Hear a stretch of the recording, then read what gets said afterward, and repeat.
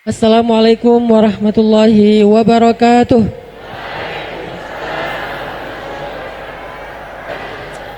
Alhamdulillahi rabbil alamin. Alhamdulillahilladzi bi ni'matihi tatimmus shalihat wa bi fadlihi tatanazzalul khairat wal barakat wa bi taufiqihi tatahaqqaqul maqasid wal ghayat.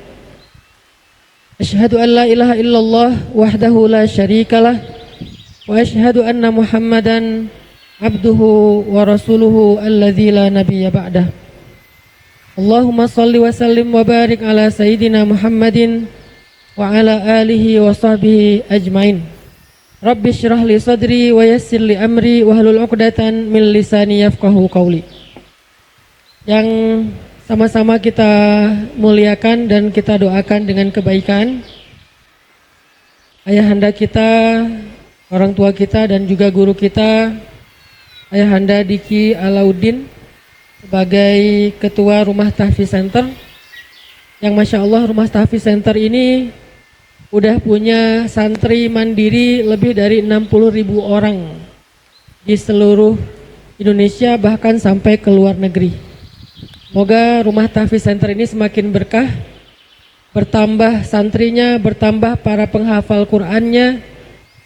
Satu saja orang yang menghafal Qur'an dengan asbab kita, maka akan menjadi salah satu penolong kita kelak di akhirat. Jadi kalau ada 60.000 orang yang menghafal Al-Qur'an dengan asbab kita, asbab di sini artinya kita punya kontribusi di dalamnya. Bisa kontribusi materi, bisa kontribusi tenaga, waktu, skill, apapun. Kita punya kontribusi di dalamnya, maka insya Allah 60.000 orang itu setiap hari membaca Al-Quran untuk kita. Yang satu huruf Al-Quran itu ada 10 kebaikan. Orang yang menghafal Quran itu nggak mungkin baca Quran itu jarang. Pasti setiap hari dia murojaah, setiap hari dia ziyadah. Murojaahnya aja udah entah berapa ribu kebaikan mengalir setiap hari kepada kita dari satu orang. Dan ini ada lebih dari 60.000 santri mandiri Rumah Tahfiz Quran yang ada di seluruh Indonesia, 24 provinsi dan bahkan di Afrika Selatan, ada di Mesir, Kairo, bahkan ada di Gaza, Palestina. Semoga semua kita yang ada di sini, yang hadir di sini, mau mengambil bagian kontribusi dan mensupport program Rumah Tahfiz Center yang ada di seluruh dunia ini. Kemudian kepada Ketua DKM Masjid Al-Hijri, Rektor Universitas Ibnu Khaldun, dan juga pastinya anak-anak muda, para jomblo fisabilillah yang ada di Kota Bogor. Saya heran ya, saya dakwahnya tuh udah dari tahun 2015, tapi masih banyak aja jomblo-jomblo ya. Gak tahu ini generasinya udah berganti, sayanya masih di sini nggak move on, atau kaliannya emang masih istiqomah sendiri. Itu saya nggak tahu, tapi mudah-mudahan walaupun masih jomblo, kalian tetap semangat untuk war tiket surga ya. Jangan cuman semangat war tiket outplay, tapi nggak usah khawatir, sekarang bisa cari tiketnya Aldi Taher.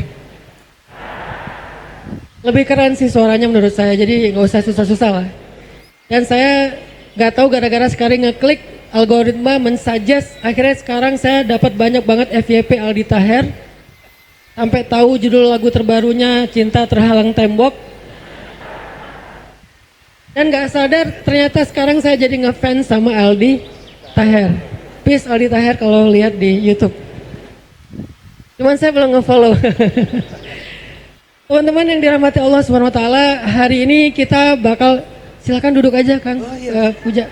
Ate enggak enak karena jadi berdiri Ustaz. Daripada nanti makin ini. Ustaz Anan nggak boleh duduk. Ana boleh duduk. Itu bukan boleh, mending duduk aja deh. Tanpa masker. Ya, makasih Kang Puja ya, Kang Puja. Teman-teman, hari ini kita bahas tema yang sebetulnya bisa dibilang ya bisa berat, bisa ringan tergantung angle kita ngelihatnya. Kalau kita ngelihat dari angle pondok pesantren, bagi kita yang mondok ini akan berat nih. Karena ini sudah menjadi topik perdebatan sejak generasi kedua, tahun 100 sekian Hijriah. Sampai akhirnya puncaknya muncullah sebuah gerakan dakwah Ahlus Sunnah wal Jamaah, salah satunya digagas oleh Abu Hasan Al-Asy'ari yang kemudian kita kenal dengan akidah Asy'ariyah. Tapi sebelumnya udah ada banyak sekali aliran-aliran yang membahas ini. Tapi kalau kita bahas dari angle anak muda, saya kan selalu mencoba untuk menerjemahkan literasi agama mulai dari bab akidah, bab akhlak dan seterusnya. Saya coba terjemahkan tuh ke bahasa anak muda, ke analogi-analogi anak muda, ke contoh-contoh daily life-nya anak muda. Kenapa? Biar kita memaknai agama itu kontekstual dan juga aplikatif. Karena kita tidak ada kebutuhan untuk mendalami agama menjadi seorang ahli debat, tidak ada kebutuhan itu. Kita nggak ada kebutuhan belajar agama untuk menjadi seorang profesor di bidang salah satu ilmu agama, karena kita bukan ngambil jurusan itu. Tapi kebutuhan kita belajar agama itu adalah kalau bahasa santri itu untuk kebutuhan fardu ain, yang aplikatif, daily life, sehari-hari, sesuai dengan konteks kehidupan kita sebagai anak muda yang hidupnya urban di perkotaan. Maka saya coba menerjemahkan setiap literatur agama itu ke dalam bahasa dan analogi anak muda. Nah, hari ini kita juga pengen bahas tentang masalah ini karena saya ngelihat ada semacam kebingungan yang kemudian dijadikan konten yang semakin membingungkan tentang masalah ini dengan berbagai macam pertanyaan yang kritis, sehingga kadang-kadang kita nggak sadar malah terjebak kepada salah satu aliran menyimpang yang muncul ketika zaman fitnah sebelum datangnya sebuah ijtihad dari Abu Hasan Al-Asy'ari. Apa contohnya? Misalnya kita kan bahas tentang takdir ya. Saya pakai tanda petik mengubah, karena kalimat mengubah ini hanya istilah sebetulnya. Karena kita tidak mengubah takdir, Allah yang berkehendak. Ketika kita bicara takdir, di Indonesia itu banyak sekarang anak muda yang terjebak antara pemikiran Qadariyah ataupun pemikiran Jabariyah. Mungkin sebagian pernah dengar bahkan akrab sekali ya dengan istilah Qadariyah dan Jabariyah. Tapi bagi sebagian yang mungkin pernah mendengar tapi agak-agak samar-samar, atau bahkan mungkin baru pertama kali dengar, itu jenis apa lagi Ustadz? Aliran apa lagi? Ada Qadariyah, ada Jabariyah, ada Mu'tazilah, ada Murji'ah, ada banyak sekali aliran-aliran yang lebih dari ribuan aliran pada saat itu yang macam-macam aneh-aneh gitu. Nah, tapi di Indonesia secara umum trennya saya lihat nih mulai arah-arah ke antara Qadariyah sama Jabariyah dalam konteks memahami takdir. Apa itu Qadariyah? Qadariyah itu salah satu pemaknaan dari aliran mereka adalah dalam konteks takdir kita itu bertanggung jawab sepenuhnya dengan segala urusan hidup kita. Jadi hidup kita itu tergantung kita, bukan tergantung Allah. Kita yang berkehendak, kita yang menentukan, kita yang melakukan. Jadi semua itu adalah dari keputusan kita seutuhnya. Jadi hidup kita pacaran itu memang apa? Keputusan kita. Kita menikah itu keputusan kita. Diputusin itu keputusan kita. Ditinggalin, diselingkuhin, di PHP-in, diharkosin, semua itu adalah bagian dari pilihan kita, keputusan kita, kehendak kita. Allah nggak punya peran di situ. Sehingga kita harus berjuang sendiri dalam hidup. Ini adalah golongan Qadariyah. Konsekuensi dari pola pikir ini adalah orang kalau melakukan satu kesalahan, karena kesalahan itu adalah disebabkan oleh keinginannya sendiri, dia yang menentukan, dia yang mengikhtiarkan, maka siapapun yang melakukan kesalahan atau dosa, maka dia kekal dalam api neraka. Ini konsekuensi dari pemikiran ekstrim tentang takdir bahwa kita tuh menentukan diri kita sendiri. Nggak ada yang bisa merubahnya, yang menentukannya kita sendiri yang menentukan. Allah nggak punya peran ataupun bagian di dalam menentukan kehidupan kita. Sehingga nanti jadilah kalau bahasa kita sekarang dibikin lebih sekuler, lebih liberal, nggak usah berdoa, nggak usah tawakal, nggak usah sholat. Orang yang sholat aja hidupnya masih susah kan gitu kan, bahasa sederhananya nih. Ngapain sih lo rajin-rajin banget ngaji, emang kalau lo udah ngaji hidup lo berubah?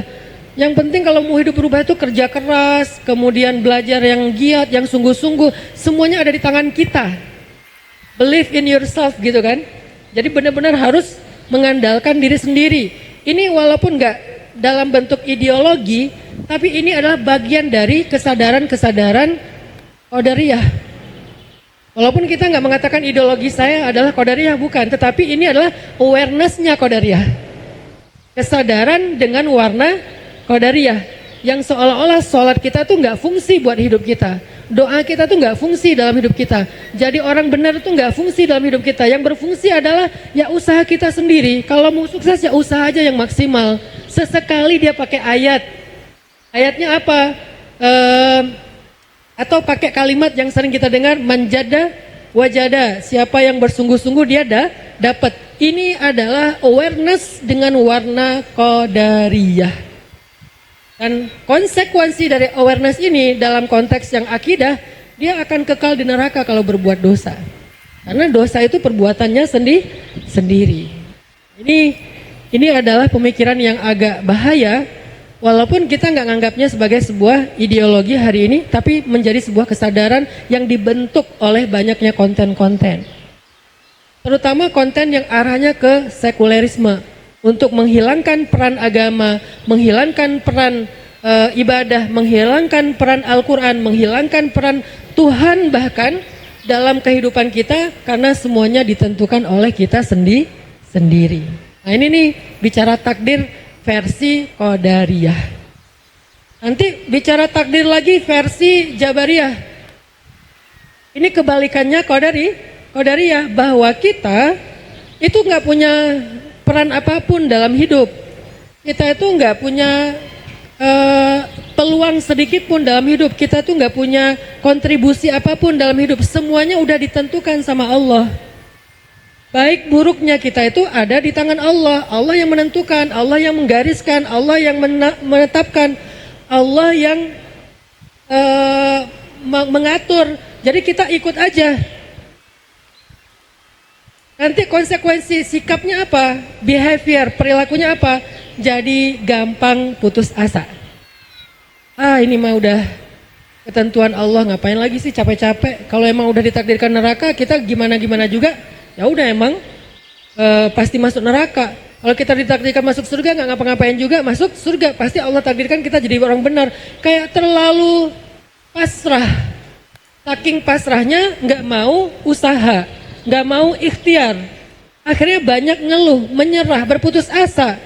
Lagi suka sama cewek, tapi kemudian pakai awareness jabariyah.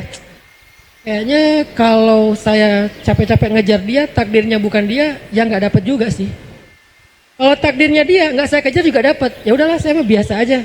Terserah takdir. Ini awareness dengan warna jabariyah. Akhirnya nggak ikhtiar, nggak usaha. Yang paling sering ini dipakai dengan kata-kata gini, qadarullah. Sekarang kalimat paling sering kita dengar itu antara dua. Kalau sebelum terjadi insya Allah, kalau udah terjadi qadarullah. Datang ya besok di acara saya, insya Allah. Tapi dia nggak datang sebetulnya. Pas ditanya kenapa kemarin nggak datang, qadarullah, maaf ya. Yang disalahin Allah, seolah-olah dia nggak datang itu memang Allah yang salah, Allah yang mentakdirkan nggak datang. Ini sebetulnya tanpa sadar udah mulai ada warna-warna jabariyah nih. Dan konsekuensinya adalah kita itu nggak masuk surga dengan amal kita. Sering nggak dengar kata-kata ini? Ini nih cara balik lagi ke liberal dan sekularisasi loh. Kita tuh nggak masuk surga dengan amal kita loh. Kita nggak masuk surga dengan sholat kita nggak masuk surga dengan ngaji kita nggak masuk surga dengan taubat kita tuh masuk surga dengan takdir Allah. Kita masuk surga kalau yang sering kita dengar tuh dengan rahmat Allah. Jadi seolah-olah nggak perlu sholat lagi, nggak perlu ngaji lagi, karena bukan itu yang bikin kita masuk surga. Ini ekstrim juga nih. Sehingga kita ngerasa bahwa surga neraka itu bukan dari ikhtiar kita, bukan dari ibadah kita. Itu emang udah takdir Allah. Ada yang masuk surga, ada yang masuk neraka. Bahkan yang lebih ekstrimnya lagi adalah mereka itu berbuat dosa, mereka itu minum khamar, mereka itu berzina, mereka itu riba. Tapi ketika ditanya kenapa kamu kayak gini, ini takdir Allah, bukan salah saya. Sehingga nanti kedudukan mereka di akhirat adalah bukan dari ikhtiar mereka, bukan dari ibadah atau ketaatan mereka. Ini konsekuensi behavior, perilaku yang muncul dari awareness berwarna Jabariyah. Wah, kalimat yang sering kita dengar, yang pertama kalimatnya adalah manjadda wajada dengan penafsiran Qadariyah. Yang kedua kalimat kita nggak masuk surga karena amal kita dengan penafsiran Jabariyah. Walaupun diambil dari hadis juga, kita masuk surga dengan rahmat Allah. Tapi terjemahnya, penafsirannya, interpretasinya versi Jabariyah. Sehingga akhirnya membuat kita jadi nggak semangat lagi beribadah. Kedua-duanya adalah pemikiran tentang takdir yang sangat rentan dengan kesalahpahaman sehingga membuat kita salah sikap. Terus muncullah Ahlussunnah wal Jamaah yang tadi digagas oleh Abu Hasan Al-Asy'ari, kemudian Abu Mansur Al-Maturidi dan seterusnya, yang mengambil jalan tengah. Jadi sebelum muncul fitnah ini nggak ada Asy'ariyah, karena dulu Islam, Nabi, para sahabat kan belum muncul fitnah ya, belum muncul penyimpangan-penyimpangan. Muncullah penyimpangan di zaman setelah sahabat, yaitu zaman tabi'in di tahun 100 sekian, artinya abad kedua, baru akhirnya muncullah yang orang yang ingin memurnikan kembali agama. Sebagaimana janji Nabi, di setiap 100 tahun itu Allah mengutus orang yang akan memurnikan agama setelah agama itu dirusak atau dikacaukan oleh orang-orang yang tidak berilmu atau orang-orang yang berpenyakit hatinya. Nah, salah satu di antara mujaddid filmi'ah ats-tsaniyah, mujaddid filmi'ah ats-tsalisah, mujaddid di tahun ketiga, di abad ketiga adalah Abu Hasan Al-Asy'ari. Artinya beliau memurnikan kembali pemahaman akidah yang menyimpang tadi. Jadi kalau ada yang bilang Asy'ariyah itu kan baru muncul belakangan, ya karena sebelumnya tidak ada penyimpangan di zaman Nabi dan sahabat. Baru muncul penyimpangan di tahun 100-200, kemudian datanglah Abu Hasan Al-Asy'ari untuk memurnikan. Nah, apa pendapat atau pemaknaan akidah takdir dalam konteks kita Ahlussunnah wal Jamaah? Sederhananya gini teman-teman, sederhananya nih, kita yang merencanakan, Allah yang menentukan. Kita merencanakan, Allah menentukan. Sederhananya pemahaman takdir dalam konteks Ahlussunnah wal Jamaah, kita merencanakan, Allah menentukan. Sehingga di situ ada kewajiban kita untuk berikhtiar, baik ikhtiar jalur bumi maupun ikhtiar jalur langit, dan juga ada kewajiban kita untuk bertawakal, karena yang menentukan adalah Allah. Ini tengah-tengah namanya nih. Ada kewajiban kita ikhtiar jalur bumi. Apa ikhtiar jalur bumi? Bekerja keras, rajin belajar dan seterusnya.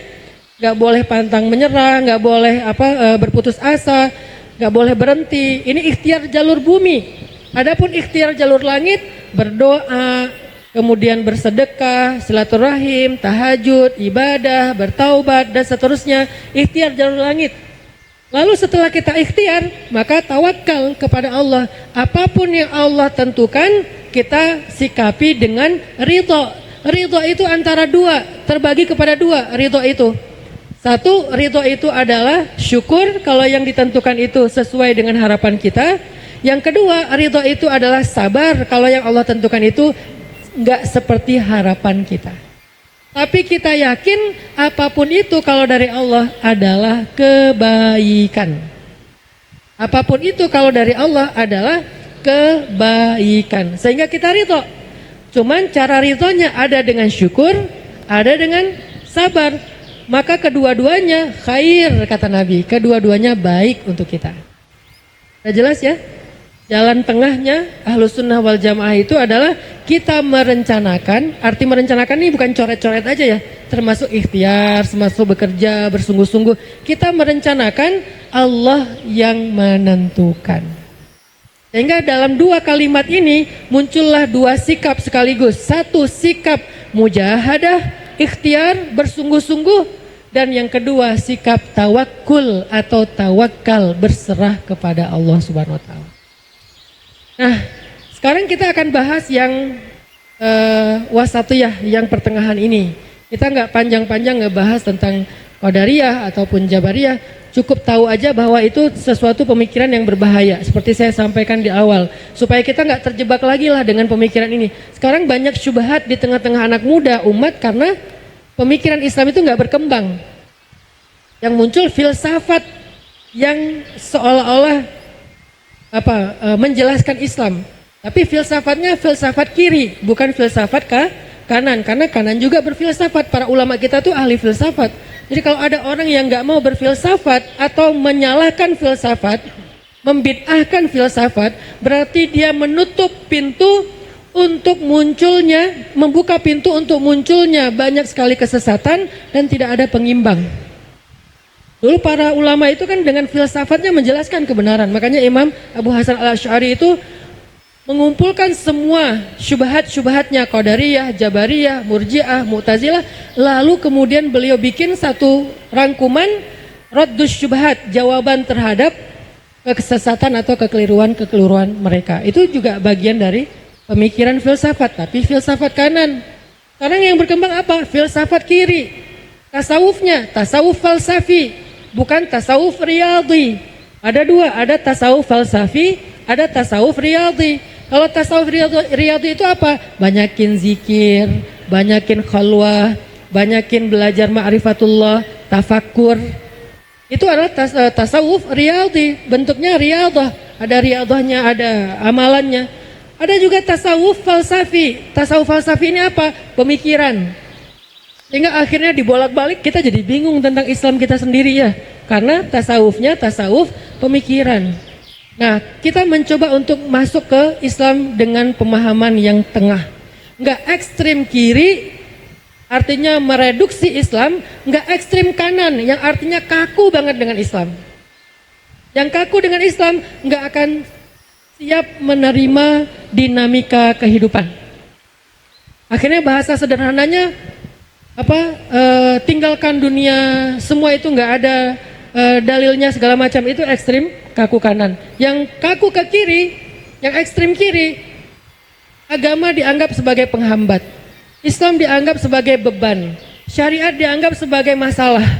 Sehingga kalau kita mau maju, tinggalkan syariat, tinggalkan Islam, tinggalkan Al-Quran. Kita fokus aja dengan hidup kita, dengan dunia kita. Pakai mazhab baru, namanya mazhab Soekarno misalnya. Ini jadi ada ekstrim kanan, ekstrim kiri gitu. Jangan diedit.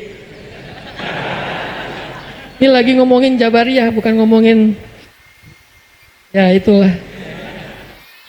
Ya jelaslah kekeliruannya. Masa dia bilang qala Rasulullah sallallahu alaihi wasallam fil Qur'anil Karim. Mana ada Nabi ngomong di dalam Al-Qur'an? Yang ada Allah berfirman. Mungkin salah ngomong, tapi kok sering ya. Baik, tadi sampai di mana? Tentang pertengahan, wasatiyah, Ahlus Sunnah wal Jamaah. Nah, dalam pemikiran ataupun keyakinan Ahlus Sunnah wal Jamaah, kalimat paling gampang dicerna oleh kita sebagai anak muda itu bukan santri, orang umum. Kita merencanakan, Allah yang menentukan. Ralat ya. Kita merencanakan, bukan kita yang merencanakan, bukan. Yang di awal saya buang. Kita merencanakan, Allah yang menentukan. Karena kata yang di sini ada kesan dominan. Kita merencanakan, Allah yang menentukan. Itu kata yang paling tepat untuk menjelaskan pemikiran takdir ala Ahlus Sunnah wal Jamaah. Kita merencanakan, Allah yang menentukan. Nah, Gimana kita memahaminya? Ada kabar baik buat kita sebagai orang yang berpemikiran wasatiyah.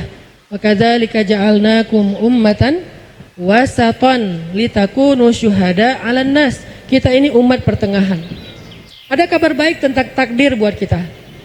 Apa kabar baiknya? Yang pertama, coba teman-teman buka surat Ar-Ra'd ayat 39. Surat Ar-Ra'd ayat 39. Ini kabar baik untuk kita dalam memahami takdir. Surat Ar-Ra'd ayat 39. Allah Subhanahu wa taala berfirman, A'udzu billahi minasy syaithanir rajim. Bismillahirrahmanirrahim. Yamhullahu ma yasha'u wa yuthbit. Yamhullahu ma yasha'u wa yuthbit wa indahu ummul kitab. Artinya, Allah menghapus apa yang Dia kehendaki dan menetapkan, dan di sisinya lah ada ummul kitab. Apa maksud dari ayat ini? Tafsirnya banyak. Kalau kita baca buku tafsir Al-Quran, ada beberapa tafsir tentang makna dari yamhullah wa yuthbit wa indahu umul kitab. Tetapi dari sekian banyak tafsir, kita memilih salah satu yang mayoritas ulama berpendapat. Apa? Yang dihapus dan ditetapkan. Karena ada ulama mengatakan yang dihapus dan ditetapkan itu syariat. Ada nasikh mansukh dalam Al-Quran. Ada syariat yang menghapus, ada yang dihapus. Contohnya apa? Syariat yang menghapus dan dihapus.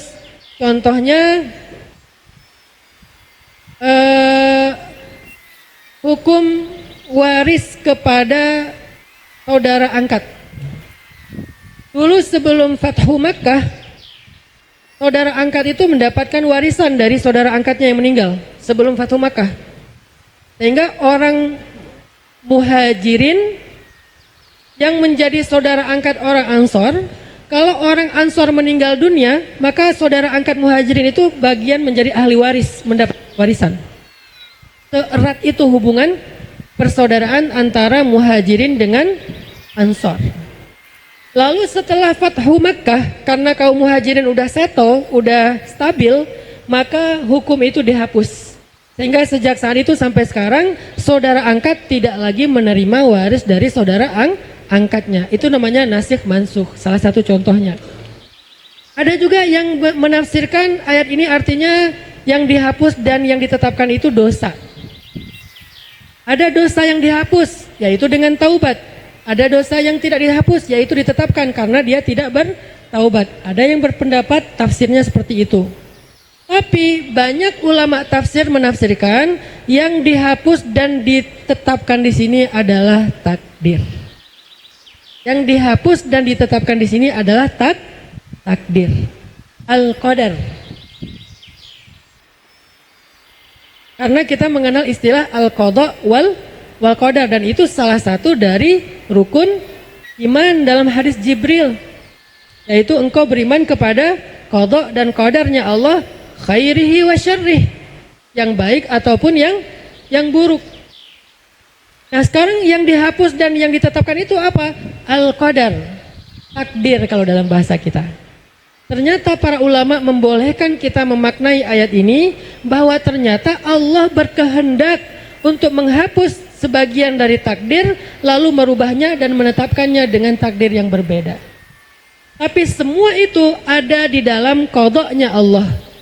Pertanyaan yang paling sering ditanyakan, Ustadz, apa bedanya qada dan qadar? Ini versi bahasa kita ya, qada dan qadar. Apakah yang disebut dengan qada itu qada sholat, qada puasa? Ya, qada ini bukan dalam konteks mengqada ya. Ini bab akidah bukan bab fikih. Lalu apa bedanya qada dengan qadar? Jangan tanya saya. Tanya kepada ulama. Nah, kalau kita nanya kepada ulama, salah satu ulama yang luar biasa itu adalah Al-Imam Asy-Syahid Ramadan Buti dari Suriah, dari Damaskus. Beliau meninggal tahun 2010 apa 2011 gitu, karena ditembak lagi taklim gini, ditembak kepalanya. Itu awal terjadinya Arab Spring, revolusi Arab. Nah, Syekh Imam Asy-Syahid Ramadan Buti mendefinisikan bedanya antara qadha dengan qadar. Ustadz, kenapa materi hari ini berat banget? Karena yang di hadapan saya adalah orang-orang terpelajar, mahasiswa, mahasiswi. Walaupun statusnya masih jomblo, tapi akalnya tetap tajam ya, nggak terpengaruh jadi galau. Saya mahasiswa Ustadz, tapi galau enggak. Makanya saya agak ilmiah dikit tapi nggak banyak-banyak. Apa definisi qadha dan qadar menurut Imam Asy-Syahid Ramadan Buti? Kata beliau, al-qadha ilmullah fil azal bikulli ma sayajri fil kaun.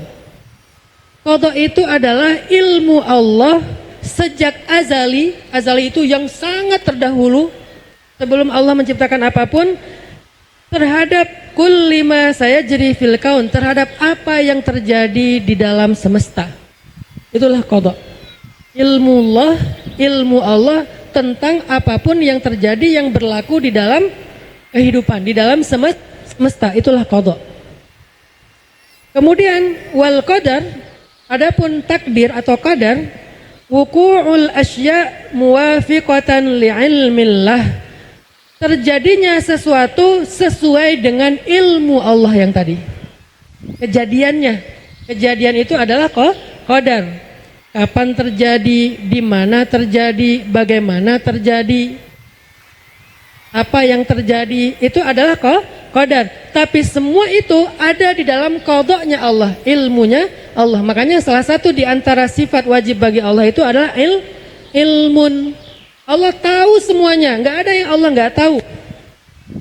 Selain muridun, irada, Allah berkehendak, ada ilmun, Allah tahu semuanya, nggak ada yang Allah yang nggak tahu. Sehingga nggak bisa kita katakan ada yang kita alami Allah nggak tahu. Ada yang kejadian dalam kehidupan kita itu di luar pengetahuan Allah, nggak bisa. Semuanya Allah tahu. Yang pernah terjadi, yang sedang terjadi, yang akan terjadi Allah tahu.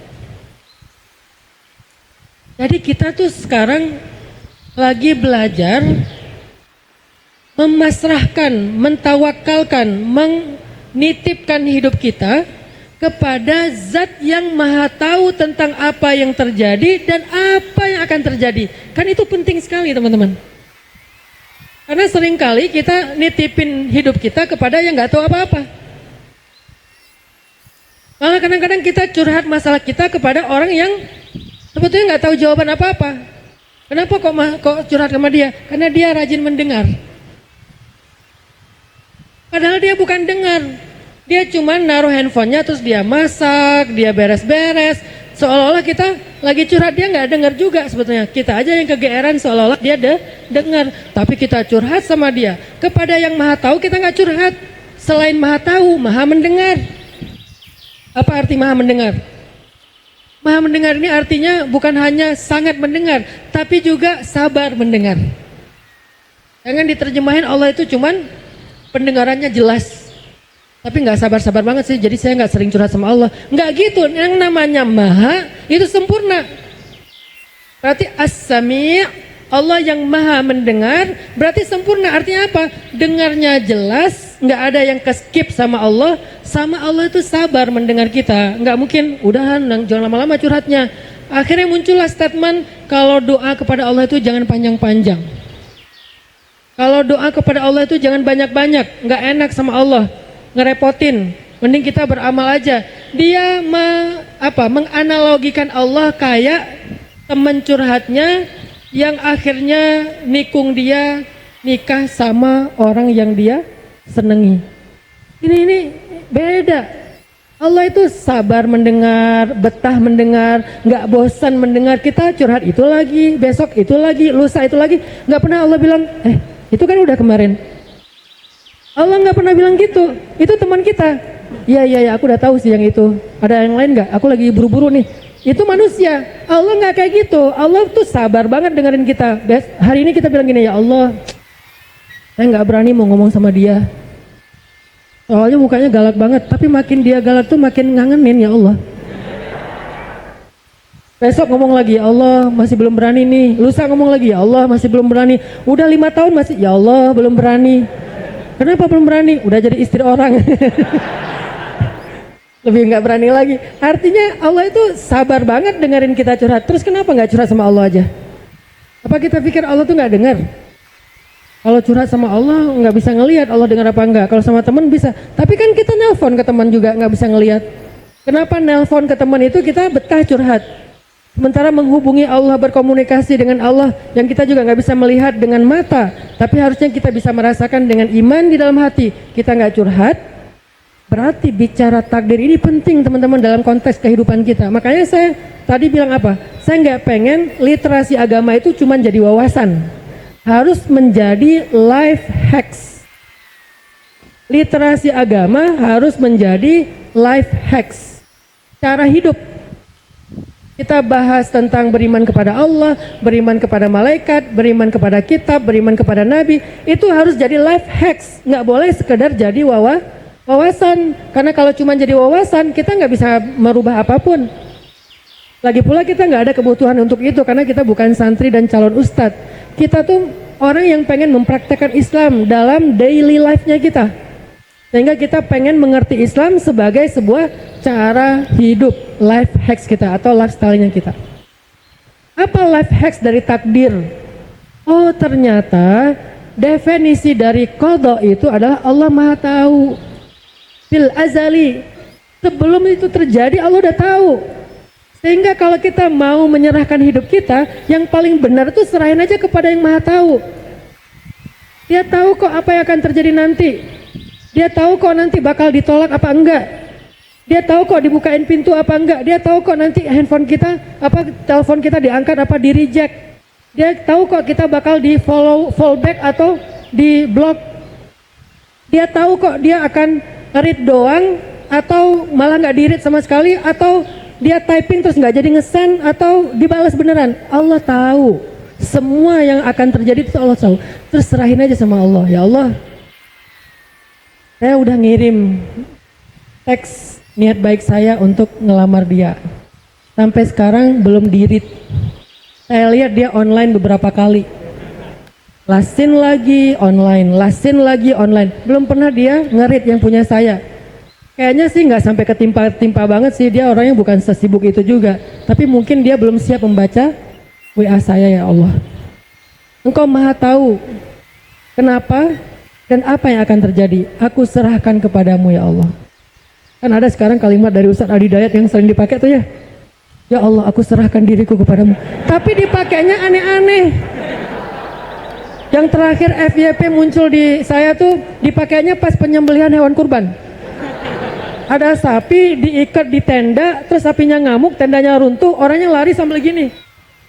Terus dia bilang, ya Allah, aku pasrahkan hidupku kepadamu. Padahal itu doa takdir banget, itu bagus. Kenapa diplesetin jadi jedak-jeduk versi kita. Memang Indonesia ini banyak editor ya, luar biasa. Artinya kita ketika tahu bahwa Allah itu qada, Allah itu alim atau ilmun, ya udah serahin aja hidup kita kepada yang lebih tahu daripada kita. Kita nggak lebih tahu. Nanti berlakulah ayat yang sering saya ulang-ulang itu. Wa asa an takrahu syai'an wa huwa khairul lakum wa asa an tuhibbu syai'an wa huwa syarrul lakum wallahu ya'lamu wa antum la ta'lamun. Bisa jadi kalian benci sesuatu padahal itu baik untuk kalian. Bisa jadi kalian menyukai sesuatu padahal itu buruk untuk kalian. Kok bisa kayak gitu Ustadz? Karena wallahu ya'lamu, Allah lebih tahu. Wa antum la ta'lamun, kalian nggak tahu. Ini cara kita belajar qada dan qadar ya. Belajar qada itu berarti apa? Belajar nggak sok tahu. Belajar qada itu artinya belajar nggak sok tahu. Allahu a'lam, selalu itu kata-katanya. Allah lebih tahu. Allah lebih tahu, Allah lebih tahu. Saya nggak lebih tahu mana yang baik, mana yang buruk, saya nggak ngerti. Allah lebih ngerti. Ya udah, saya serahin aja kepada Allah, meminta taufik dari Allah, biar Allah yang mengarahkan saya kepada apa yang menurut Allah baik. Walaupun menurut saya di awal saya anggap nggak baik. Ya Allah, kok takdir saya nikahnya sama dia sih? Padahal saya pengennya sama Jungkook. Misalnya, ya, kok jadinya sama jongkok misalnya. Yang tingginya cuma 1 meter misalnya. Saya pengennya anak basket yang di kampus tuh, yang tingginya 3,5 meter. Kita mempertanyakan. Kenapa kita mempertanyakan? Karena kita merasa lebih tahu. Orang yang nggak merasa lebih tahu nggak akan mempertanyakan. Ya Allah, nggak apa-apa dia jongkok juga. Tapi insya Allah dia yang terbaik untuk saya. Dari sebelah mana yang terbaik? Nggak tahu. Kok nggak tahu? Kan Allah lebih tahu. Ya saya mah nggak tahu. Buat saya nggak ada baiknya. Tapi Allah lebih tahu. Dan kita nggak pernah tahu, teman-teman. Sering loh kejadian kayak gitu. Kalau dihitung-hitung nggak ada juga kebaikan. Mungkin kebaikannya bukan dia, tetapi lewat dia. Mungkin kebaikannya bukan dia, tetapi lewat dia. Catat. Mungkin bukan kamu kebaikan aku, tapi lewat kamu. Maka aku tetap berharap.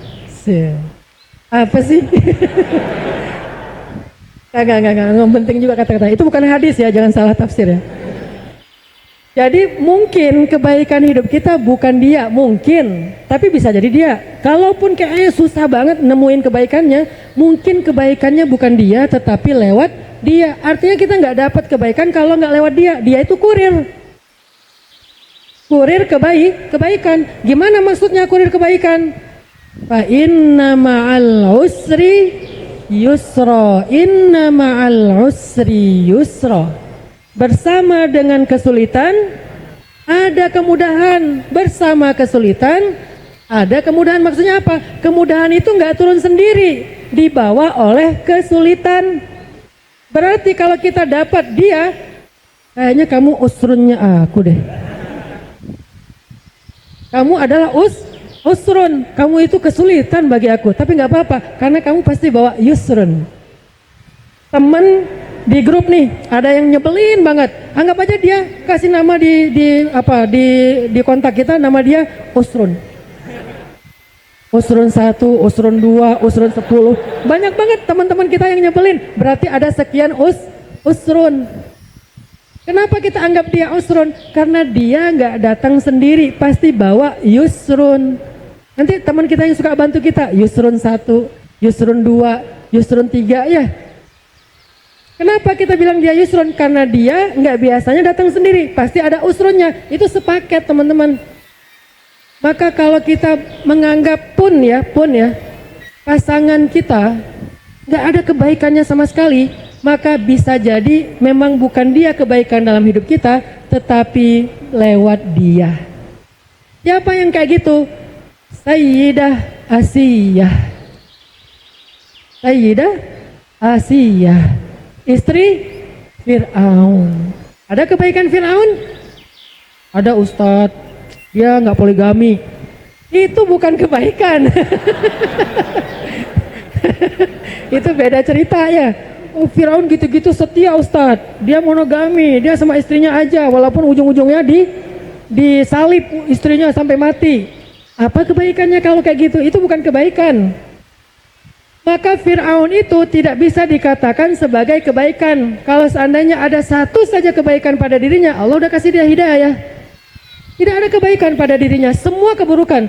Terus kok Asia kasihan banget sih dapatnya Fir'aun? Enggak, Asia itu menjadi satu dari 4 perempuan istimewa. Cuman 4 di dunia, itu salah satunya adalah lewat Fir'aun, bukan Fir'aunnya. Sehingga Asia nggak pernah menyalahkan Allah tentang takdir itu. Nggak pernah bilang, ya Allah, kok saya sih yang nikah sama Eta Fir siapa? Firman. Maaf ya kalau ada yang nama Firman. Kenapa sih saya jadinya sama Fir'aun? Bukan Fir'aun. Oh ya, Fir'aun. Kok saya jadi sama Fir'aun sih? Kan harusnya saya jadinya sama Nabi Musa, yang karena Asia itu perempuan istimewa, perempuan sempurna. Nabi Musa laki-laki sempurna. Kenapa saya nggak jadinya sama Musa aja sih? Kan lebih klop tuh. Sefrekuensi, sama-sama istimewa. Kenapa malah jadinya sama Fir'aun? Atau minimal ya yang keren dikit lah. Misalnya Korun gitu, kayak yang tajir ya kan ya. Sultan banget, nggak perlu flexing juga benar-benar udah sultan gitu. saking tajirnya dia, hartanya di mana-mana, sampai di Indonesia juga ada tuh harta karun. Namun di dalam tanah, wah harta karun, enak banget karun, di mana-mana ada hartanya. Kenapa nggak karun? Karena bisa jadi kebaikan dalam hidup Asia memang bukan suaminya, memang bukan Fir'aun, tetapi lewat Fir'aun. Tapi kan nggak mungkin kita mengibaratkan suami kita sama Fir'aun ya. Gak apa-apa kalau suami saya kayak Fir'aun. Enggak lah, ada kebaikannya udah pasti tuh, ada, nggak mungkin nggak ada. Kok bisa gitu? Allah yang bilang, wa asa an takrahu syai'an wa yaj'alallahu fihi khairan katsira. Bisa jadi kamu benci sesuatu pada pasanganmu, tapi pada dialah Allah menjadikan khairan katsira, kebaikan yang sangat banyak. Jadi ada dua versi ayat. Yang satu, bisa jadi kamu benci sesuatu padahal itu baik bagimu. Yang satu lagi, bisa jadi kamu benci sesuatu padahal Allah menjadikan padahal itu kebaikan yang sangat banyak. Ayat yang kedua konteksnya tentang pernikahan. Ayat yang pertama konteksnya tentang perang. Tapi secara makna mirip. Sehingga kalaupun kita nggak menemukan, bukan nggak ada, kitanya yang nggak menemukan, percayalah bahwa kalau bukan dia kebaikannya, maka kebaikan itu datangnya lewat dia. Fa inna ma'al usri yusra, inna ma'al usri yusra. Terus apa hubungannya dengan ayat tadi yang Allah hapus, Allah tetapkan? Ternyata para ulama menafsirkan takdir itu berlaku yamhullah wa yuthbit. Allah menghapus dan menetapkan, tapi semuanya ada di dalam qadha, ilmunya Allah, tidak keluar dari ilmunya Allah. Siapa yang yamhu, yang menghapus? Allah, bukan kita. Sehingga muncullah doa dari Umar bin Khattab, doa dari Abdullah ibnu Mas'ud. By the way, Umar dan Abdullah ini adalah dua dari 7 kibaril ulama inda sahabah. 2 dari 7 ulama besar di kalangan sahabat. Ada 7 ulama besar di kalangan sahabat. 2 di antara mereka adalah Abdullah bin Mas'ud dan Umar bin Khattab. Berarti ilmu mereka tuh nggak kaleng-kaleng, ilmunya luar biasa. Kalau mereka menyampaikan sesuatu statement, berarti itu dengan keilmuan, bukan dengan kebodohan. Maka Umar dan Abdullah sama-sama pernah berdoa gini, Allahumma in kunta katabtani min ahlil syaqiyah atau minal ashqiyah famhini waktubni min ahlis sa'adah atau minas su'ada fa innaka tamhu ma tasha wa tuthbitu ma tasha wa indaka ummul kitab. Itu doanya Umar dan doanya Abdullah. Artinya apa Ustadz? Kalau kita nggak hafal bahasa Arabnya, inilah bedanya kalau kita bisa bahasa Arab sama nggak bisa. Kalau kita bisa bahasa Arab, kita bisa baca doa itu di dalam sujud. Dan sujud salah satu tempat atau kondisi doanya yang paling istijabah. Kalau kita nggak bisa bahasa Arab, nggak apa-apa lah tahzan. Tetapi kita bisa membacanya di luar sholat. Artinya apa? Ya Allah, seandainya Engkau telah mencatat aku, kitab, katabtani, mencatat aku minal ashqiya, termasuk orang yang rugi, termasuk orang yang sengsara, termasuk orang yang binasa. Famhini ya Allah, ya Rabbi, hapuslah ya Allah untukku. Waktubni, dan catat aku minas su'ada, termasuk orang yang bahagia. Fa innaka tamhu ma tasha wa tuthbit, Engkau maha kuasa menghapus apa yang Kau kehendaki dan menetapkan. Wa indaka ummul kitab, itu diambil dari Ar-Ra'd tadi, dan di sisimu ada ummul kitab. Kenapa Umar dan Abdullah berdoa seperti ini? Karena mereka mengambil pemahaman dari ayat tadi. Allah berkehendak menghapus takdir, tetapi semuanya ada di dalam kekuasaan Allah, semuanya ada dalam ilmu Allah. Termasuk doa kita pun bagian dari takdir dan ilmu Allah. Makanya orang yang beriman gak boleh seperti Qadariyah yang terlalu GR, tidak boleh seperti Jabariyah yang terlalu berputus asa. Apa GR-nya? Ngerasa semua bisa sendiri. Atau putus asa, apa putus asanya? Ngerasa gak berdaya. Maka orang yang beriman, muslim yang ahlu sunnah wal jamaah, tadi kita merencanakan termasuk doa, termasuk silaturahim, termasuk sedekah. Kenapa? La yaruddul qada illa du'a, kata Nabi. Tidak ada yang merubah atau menolak qada, takdir, kecuali doa. Maksudnya dengan doa kita Allah merubah takdir, yamhu wa yuthbit, suka-suka Allah. Tapi semua itu bagian dari kudrat, iradat, ilmu dari Allah Subhanahu wa ta'ala. Lanjut. Suatu ketika teman-teman, Umar bin Khattab pernah melakukan perjalanan bareng dengan rombongannya, melakukan perjalanan ke arah satu negeri yang ternyata di negeri itu lagi ada wabah. Kita kemarin lagi ada corona atau covid. Pas dia tahu berita bahwa di negeri itu lagi ada wabah yang menular, maka kemudian Umar bin Khattab balik arah. Maka orang yang bersama Umar yang nggak ngerti ilmu tentang takdir bertanya, afirarun min qadarillah, apakah kita lari dari takdir Allah wahai Umar ya Amirul Mukminin?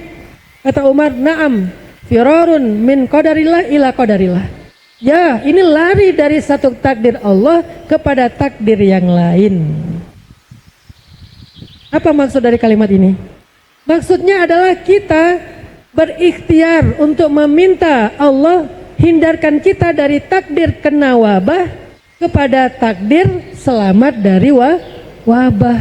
Tapi semua itu adalah takdir Allah. Semua itu ada di dalam kehendak Allah. Semua itu ada di dalam ilmu Allah. Sehingga tugas kita adalah apa? Ikhtiar dan tawakal. Bang, kalau kita nggak tawakal bisa lari? Nggak, belum tentu. Ada orang yang, maaf ya, dulu kejadian di kampung saya di Aceh. Kampung saya itu sebelah kanan jalan. Kampung satu lagi sebelah kiri jalan. Jadi kita berhadap-hadapan nih. Pas terjadi tsunami, itu tuh kampung yang sebelah kiri jalan itu kan bukit. Karena yang di sebelah sana bukit, yang sebelah sini agak dekat ke laut, ke pantai. Kampung saya tuh habis kena tsunami. Kampung sebelah aman karena dia lebih tinggi. Tapi uniknya banyak warga kampung sebelah meninggal dunia, warga di kampung saya selamat. Kok bisa gitu? Karena kampung sebelah panik, larinya ke kampung saya. Orang kampung saya juga panik, larinya ke kampung sebelah.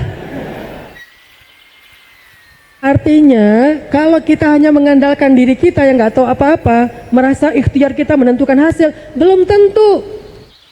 Bisa jadi kita berikhtiar ke arah yang wrong way, jalan yang salah, sehingga masuknya ke toilet akhwat. Ya, kenapa? Karena mengandalkan mata kita rabun, kacamata ketinggalan tadi di kampus. Pas mau masuk toilet, kita pikir itu gambar ikhwan, ternyata itu gambar akhwat. Ada kumisnya tapi akhirnya salah masuk toilet. Ustaz pernah. Kenapa masuk toilet akhwat? Nggak ngelihat petunjuk, merasa ini semuanya ikhwan di sini. Keluar lagi. Untung nggak digebukin sama masa ya. Kan nggak keren Ustadz Hanan digebukin masa gara-gara salah masuk toilet. Ngeri banget viralnya, nggak keren banget viralnya. Artinya kalau kita mengandalkan diri kita aja nggak cukup teman-teman. Tapi pasrah aja gitu sama Allah. Terus kita duduk sambil nahan, maaf mau buang air kecil, nahan aja nggak ke toilet. Tiba-tiba nanti kita akan ada di dalam toilet, tiba-tiba semuanya beres. Nggak gitu juga, itu namanya aliran pasrah. Aliran putus asa, bukan pasrah, aliran putus asa. Yang pertama, aliran GR. Maka yang paling benar adalah aliran pertengahan. Ikhtiar, minta sama Allah, tawakul kepada Allah. Kemudian ayat berikutnya, sebelum kita beres. Kabar baik lagi yang lain dari Allah untuk kita dalam memahami takdir adalah firman Allah di dalam surat Ar-Ra'du ayat 11. Masih di surat Ar-Ra'du ayat 11. Apa ayatnya? Di tengah ayatnya ya. Innallaha الله لا يغير ما بقوم إن الله لا يغير ما بقوم حتى يغيروا ما بأنفسهم وإذا أراد الله بقوم سوءا فلا مرد له وما لهم من دونه من wal. Sesungguhnya Allah tidak merubah keadaan suatu kaum sampai mereka merubah apa yang terjadi pada diri mereka sendiri atau merubah dirinya. Dan jika Allah menghendaki keburukan kepada suatu kaum, tidak ada yang bisa menolaknya.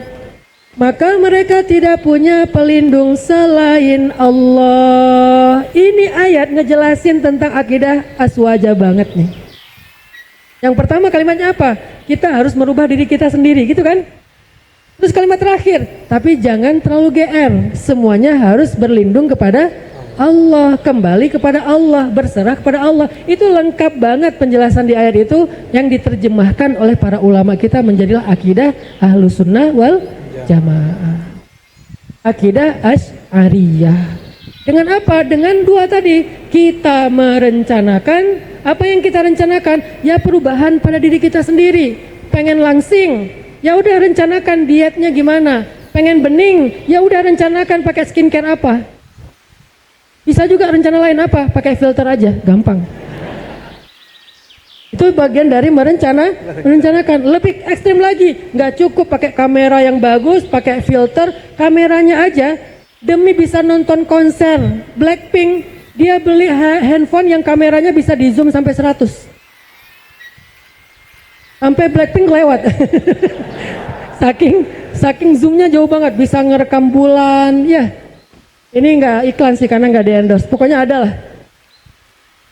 Pakai kamera bagus, pakai filter sampai berlapis-lapis. Nggak cukup juga, ditambahin avatar. Sampai akhirnya dia jadi avatar, berubah, jadi keren banget.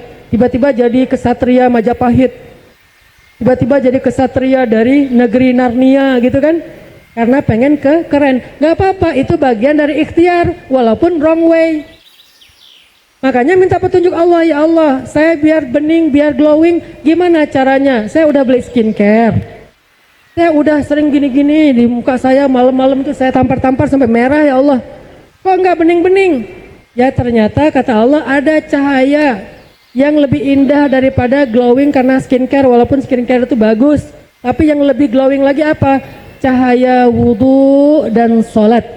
Simahum fi wujuhihim min asaris sujud. Tanda-tanda mereka adalah ada asar sujud. Asar sujud di sini maksudnya bukan jidat hitam. Asar sujud di sini artinya wajahnya bercahaya. Jadi jangan digini-giniin pas sujud. Biar dapat asar sujud. Kasihan saya nggak ada asar sujud, dianggap nggak sholat ya. Arti asar sujud di sini adalah wajahnya bercahaya. Yauma tabyaddat wujuhum. Hari ketika wajah mereka bercahaya. Jadi ikhtiar tawakal, ikhtiar doa, ikhtiar ibadah.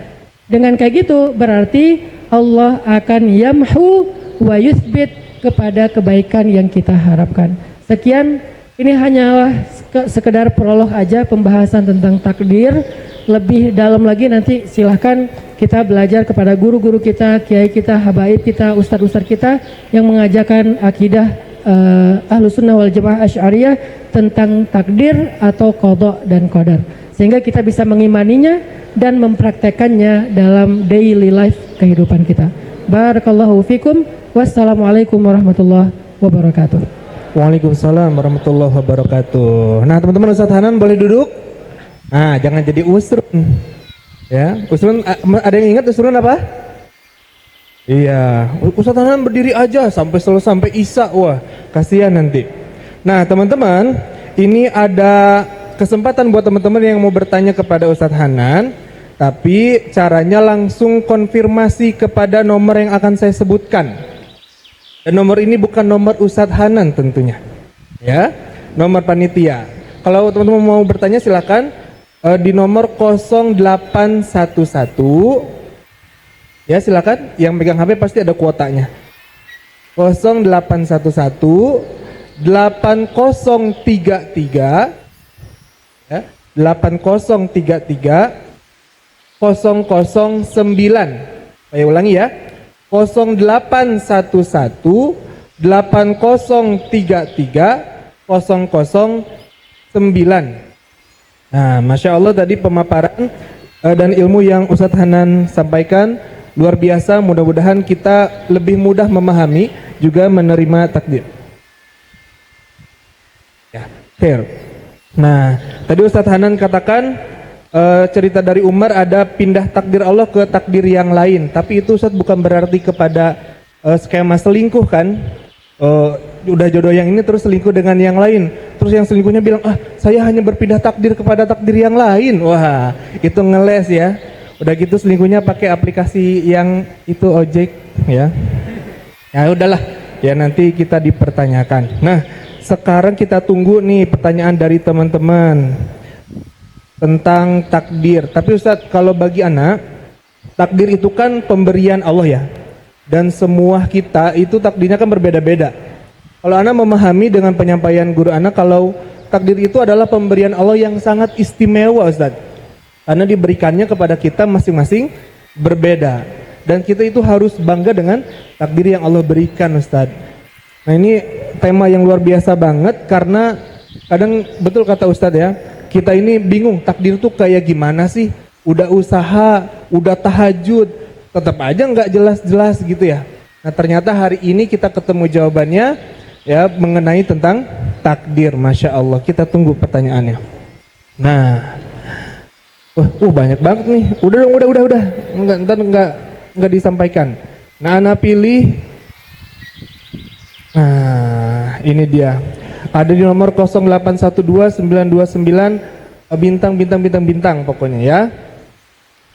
Pertanyaannya Ustadz, Assalamualaikum Ustadz, saya Jua usia 20 asal Bogor ya. Catat Ikhwan, usia 20 tahun ya. Ingin bertanya tentang jodoh Ustadz. Bulan Februari kemarin saya dihitbah oleh seseorang laki-laki, iya dong, sebelum dia berangkat ke Mesir. Mesir. Dia menyampaikan niat baiknya kepada orang tua saya sekitar 3-7 tahun. Sekitar 3-7 tahun dia akan ada di Mesir Ustadz katanya. Jujur saya sebagai perempuan banyak kekhawatiran karena jangka waktu yang begitu lama. Wah takut nih. Seru nih ya. Bagaimana cara untuk tetap percaya dan tenang menjaga hati saya Ustadz? Tafadhol masykuran. Oh ceritanya mirip ya? Canda. Ini sebetulnya bukan pertanyaan ya, minta dikuatkan hati.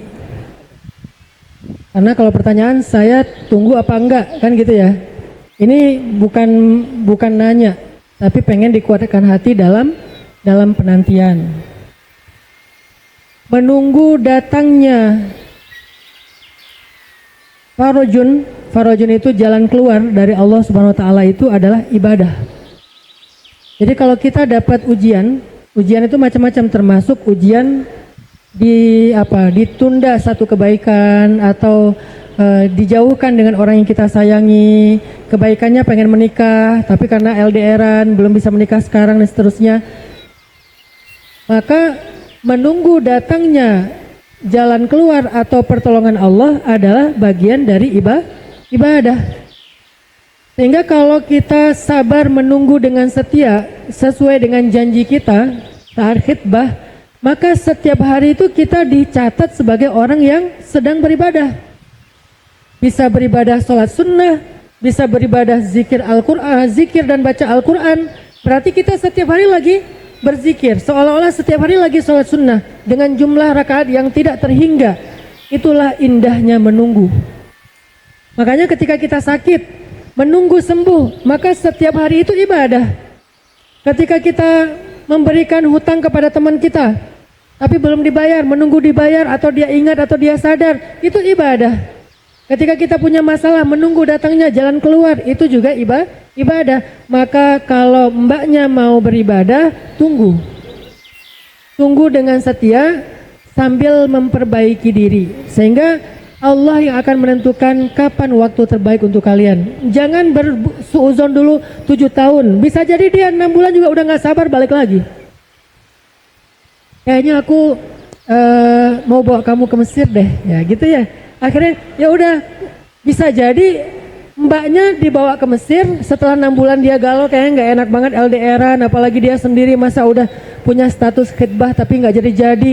Akhirnya dia berubah pikiran, di Mesir dia juga udah settle, udah siap dengan kebutuhannya, balik lagi, atau setahun dia balik, setelah itu dia nikah, balik bareng dengan ke Mesir, kan indah. Kenapa berputus asa ketika kita belum mencoba apa-apa? Maka tunggu biar Allah yang menentukan yang terbaik, dengan berharap yang terbaik. Lagi-lagi nanti ada kalimat, aku tergantung prasangka hambaku kepadaku, maka berprasangkalah yang baik-baik kepada Allah, sehingga Allah mentakdirkan yang terbaik sesuai prasangka kita. Barakallahu fiik. Nah, jadi tunggu aja ya Mbak, bersabar, tapi jangan sambil tiktokan, sambil tilawah Quran, insya Allah. Pertanyaan kedua Ustadz, 2 pertanyaan aja mungkin dari Ikhwan. Mana nih Ikhwan tadi ya?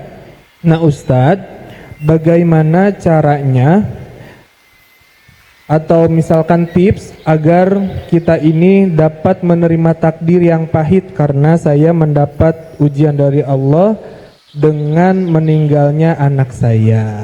Tafadhol masykuran Ustaz. Kan ada kalimat raditu billahi robba, ya. Saya ridho Allah sebagai Rabb. Arti Rabb yang mengatur, yang menentukan, yang menjaga. Terus ada lagi kalimat inna lillah wa inna ilaihi raji'un. Kita ini milik Allah dan semua kita kembali kepada Allah. Terus yang ketiga, coba hayati hadis Nabi tentang bagaimana keadaan anak kecil setelah wafat sebelum dia balik.